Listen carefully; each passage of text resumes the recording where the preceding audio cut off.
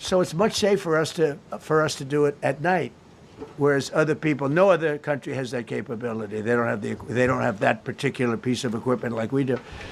But when I was told flying and in daylight, I think we flew 7 hours over Iran, and that's a long time, over unbelievably hostile territory where they have nothing but weapons. We took out their anti-aircraft, which is great. We took out their radar, which is great. We took out a lot, but they still have, what hit this one was a handheld shoulder missile, heat-seeking missile. So it's not like, they're totally whatever. But they had probably a little luck, because you got to get lucky. But they shot it, and it got sucked in right by the engine. But these guys were out of there. They were great. Their timing was great. But no, I was told that this is a very dangerous mission. I understand. They didn't say it's a foolish mission. They said, we're going to be sacrificing hundreds of people do this. This is, you have tankers that are flying over this area so that because the flight was so long, they had to refuel. It's a very dangerous mission. I just felt it was worth it. If you would have told me that we would have been successful, gotten both, and nobody was even essentially injured, I would have said that would be impossible. Yeah, please. Mr. President, thank you very much. Thank you, sir. I'll come back to you. Okay, thank you. Given that you are now dealing, you say, with a more reasonable, less extreme leadership in Iran, what does that mean for the protesters, for the human rights movement in that country after this conflict? Well, What's your positive. expectation? Yeah, if they assume control, if we do something and they assume control, I think it's very positive, a big step. I don't think you'd see the radicalization that you have seen in the last. Look what happened. Women are being executed because they're not properly clothed, they say. They're not properly clothed, and they execute the women. They shoot them right on the street. No, you have a much different group of people. Now, I'm not saying we are dealing with them. Essentially, they have till 8 o'clock tomorrow night, Eastern time. But we are dealing with them. I think it's going well. Mr. Witkoff is here, and JD's involved in the dealing. Mr. Witkoff is sitting right here, and I think it's going fine, but we'll have to see. You have to understand, we've been dealing with these people for 47 years. I'm standing here with a much more powerful Iran as of a month ago, not anymore. Right now, they are decapitated. But I'm standing here a month ago with a much more powerful Iran than it was at any point during 47 years.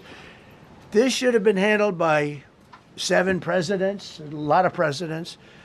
And those presidents are saying now, every one of them to their friends, we should have done this a long time ago. So it's not something I like doing. It's very dangerous, and we're getting them at the height of their strength. If I didn't terminate the Barack Hussein Obama Iran nuclear deal, they would have had don't forget, that was a path to a nuclear weapon. Remember this.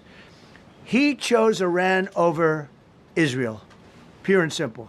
How Israel can vote for a Democrat is, if you're Jewish in New York City or any place else in this country, and how you can vote for a Democrat is unbelievable, because he chose Iran, a very hostile Iran. Remember when he filled up a 757 with cash, billions of dollars of cash, and he sent it over to them. Then they gave them tens of billions of dollars. He chose Iran over Israel and really the Arab world, if you look, because, the other, Saudi Arabia, Qatar, UAE, you take a look. I can add Kuwait and I can add Bahrain, and you can add others. He chose such an unlikely candidate. Nobody could believe it. Frankly, if you're going to choose between Iraq and Iran, he should have befriended Iraq. He went in the exact opposite direction of all thinking, and he made a terrible mistake. But that was a road to a nuclear weapon. And when I terminated that, everyone said, oh, he terminated it. It was one of the best things we ever did, because he had a road to a nuclear weapon. And it was a very short-term deal. Countries don't do 10-year deals. Countries do hundreds of years.